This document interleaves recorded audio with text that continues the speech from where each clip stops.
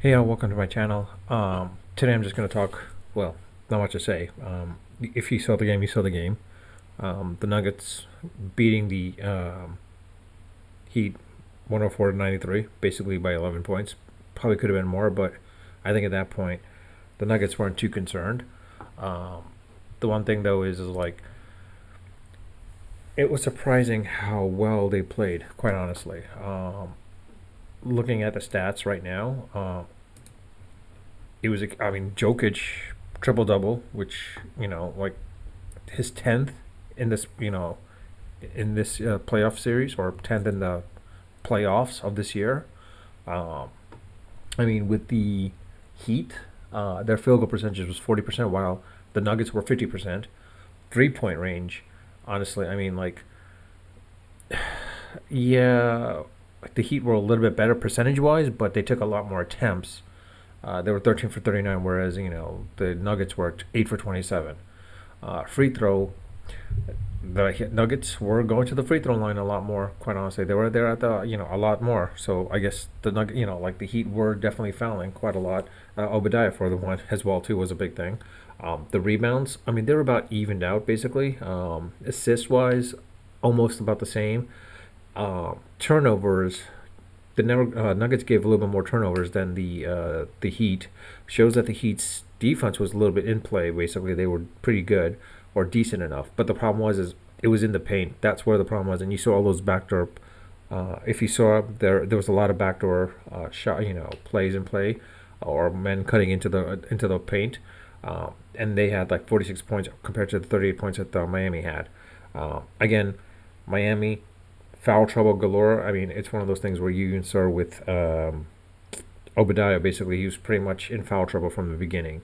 Uh, he had 26 points, whereas Jokic had 27 points, which was not as one would have anticipated. Butler, he was held to 13 points, which was pretty impressive in and of itself. Basically, that they held him down to that. The real question is like, will Butler play well enough in Game Two? Because based on the trends of all the playoff games that the Heat have played, it's usually the first game they would win. If they win the first game, they kind of let loose a little bit and become a little bit more looser.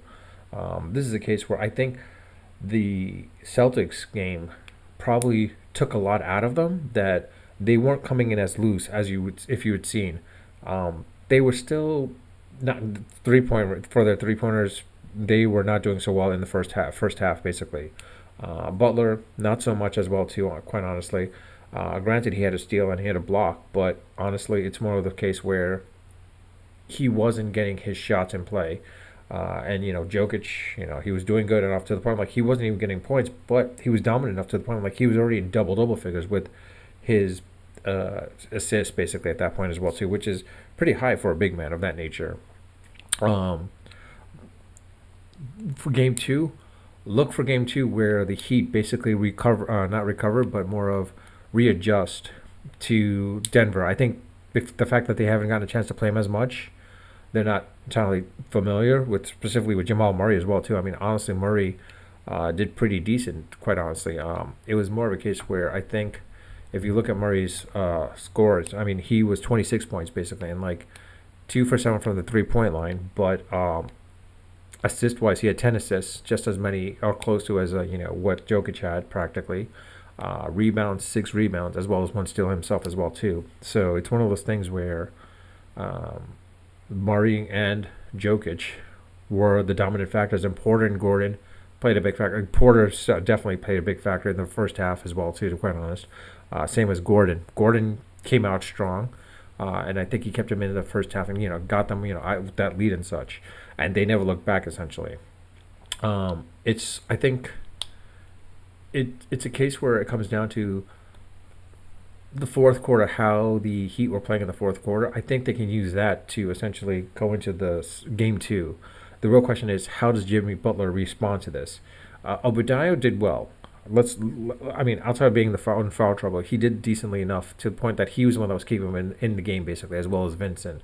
But it was more of Adebayo. I mean, I keep calling Obadiah, but Adebayo, basically, was keeping him in play. The real question is like, Highsmith was there, but Strauss, Robinson. Strauss is pretty much non-existent practically. Robinson, non-existent as well at that point as well too. So look for them to come back into the game as well too. Lowry, 11 points, not as much as was expected. So look for him to also recover at that point as well too. But in this situation, Butler, I think, comes back in game two, comes back strong, and helps out. Not helps out, but at least comes to the point where it comes close to a win. Look for the Heat to come and win in game two. I don't think Denver is gonna try to more say sweep in this situation. I think they're gonna be too overly confident that the Heat will come out, and I think they will win. But I think it's probably gonna be a low.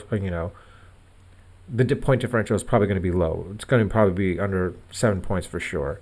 It's not going to be those blowouts that you usually have with other teams at that point as well too. But like I said, look for Butler basically to come out strong, and also look for the Heat to adjust. I think Spoelstra is going to look at the tape, show the tape to the players.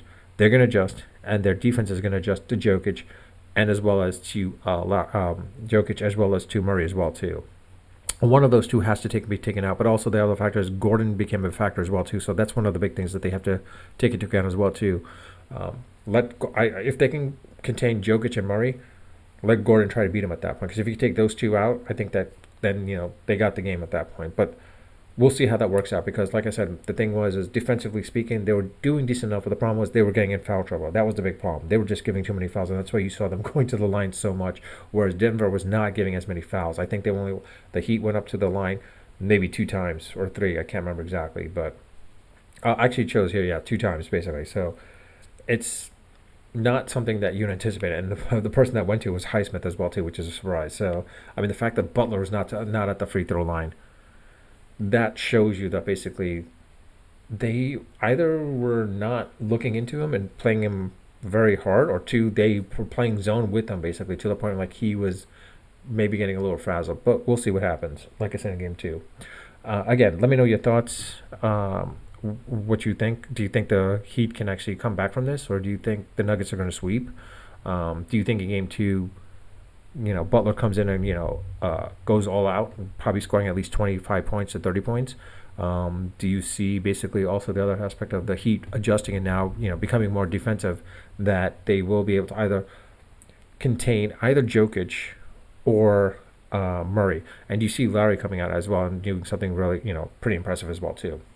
But with that, I'll leave it at that. Again, if you like my video, like my content, and like my channel, please subscribe if you haven't subscribed to my channel. And if you like this video or like my videos, please like or dislike, and I kind of can garner which way to go about. And again, putting comments in the comment section, I do respond to them. It might take me a bit. I don't get notified, and once I do get notified, I'm a little bit busy, but I will try to respond to all of my comments when they warrant a response. But with that, I'll leave it at that. Unfiltered, unedited, and of course, unrehearsed. Until next time.